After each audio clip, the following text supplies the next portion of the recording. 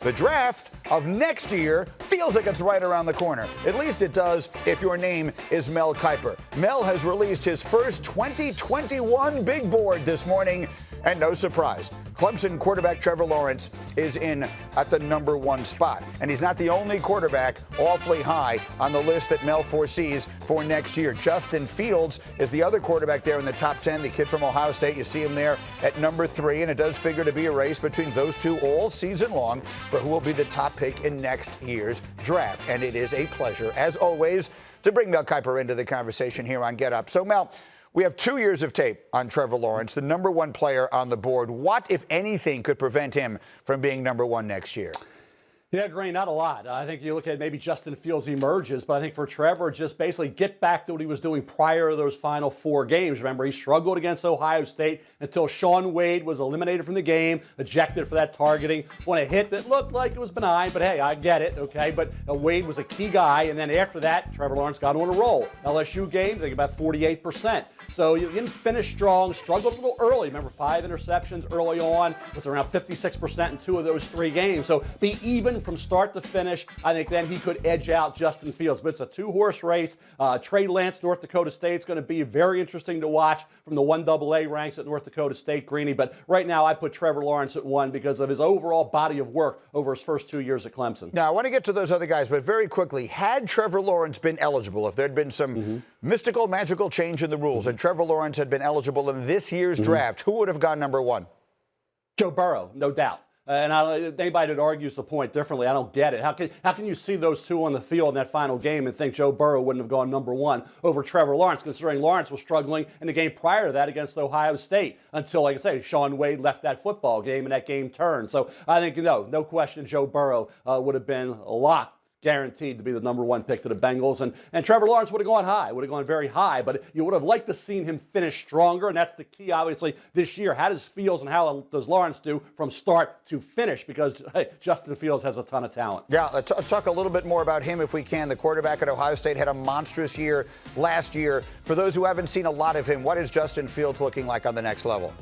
Well, think about what he was able to do. This is his first year at Ohio State, first year as a full-time starter. And here he goes out, and he got 48 touchdowns, 3 picks. He's flawless in a lot of games, rushing the football, given that dual threat ability with all those rushing touchdowns. Now, he does lose 4 of his top 6 receiving entities and his top running back in J.K. Dobbins and a pretty good guard in Jonah Jackson. But there's a lot of talent coming back. Garrett Wilson had a great freshman year. Chris Olave was a touchdown waiting to happen. And that offensive line should be pretty good with Munford returning. And then also Master Teague taking over J.K. Dobbins. So there's going to be talent quarterback, as I say, Fields and Lawrence. Lawrence loses T. Higgins. He loses 4 of his starters on the offensive line, but there's a lot of talent coming back there. Travis Etienne, great running back, opted to return. I think the best lineman's back in Carmen. So overall, these two are set up to have very good years. Yeah, and as usual, it'll be 2 quarterbacks vying for the #1 spot next year, we figure. And then there's always someone who at this time of year we had never heard of before. All of a sudden we see becoming a #1 pick. Jordan Love goes in the first round of this past year's draft. Who's that guy next year? It's Trey Lance, the North Dakota State. I think the level of competition when you watch this kid play with his legs, with his arm. I mean, talk about flawless, 0 interceptions. I don't care if you're throwing against air in a 7-on-7. Give me a break. You're talking about a guy who does incomplete passes or not even happen at 67%. Now, he didn't play great in the playoffs. He was good, not great, but they won all those football games.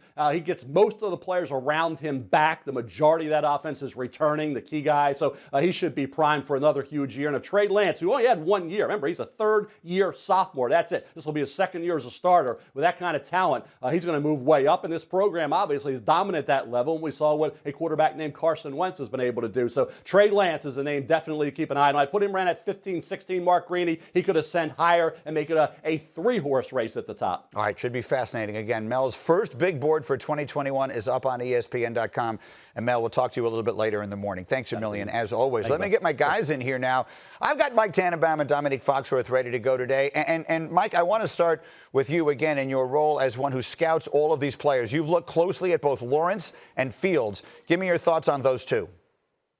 Yeah, very similar to Mel. When you look at Trevor Lawrence, he is a generational talent. When he walks in the room, he's John Elway, he's Vinny Testaverde, he's prototypical size. He has a classic over-the-top throwing motion. And remarkably, Greeny, he's going to be 21 in October. He physically could develop some more. So athletically, he can get outside the pocket. He's thrown 66 touchdowns in his first 2 years. He has a high floor, a high ceiling. He is the first pick in the draft without question. Now, here's what's really interesting about Justin Fields.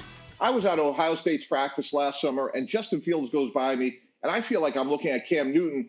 And the only thing going through my mind is Jacob Fromm, the quarterback at the University of Georgia, who he could be out. I'm thinking to myself, this guy must be Superman, because when you look at Justin Fields, he is remarkable. He had 41 touchdowns. He's a great athlete. And but for Trevor Lawrence's greatness, we may be talking about Justin Fields as next year's #1 pick. So taking nothing away from him. In fact, his game from a prototype standpoint may fit more of where pro football is heading. So I think we're looking at two transformational talents in Fields and Lawrence. But Lawrence, to me, is more of the Elway, Testaverde type, and therefore he'd be #1 for me. All right, so Nick, here's what I want to ask you about. I find this whole process fascinating. So I remember the phrase tank for Teddy Bridgewater. He wound up going late in the first round. I remember stink for Sam, and I'm cleaning that up a little bit. He wasn't the first quarterback taken in his draft. People were tanking for Tua. He wasn't the first quarterback taken in his draft. Injury obviously played a role in that. But why is it these quarterbacks that we talk all about, like Lawrence it feels like, wind up sometimes so frequently getting jumped by the time it is time to draft them?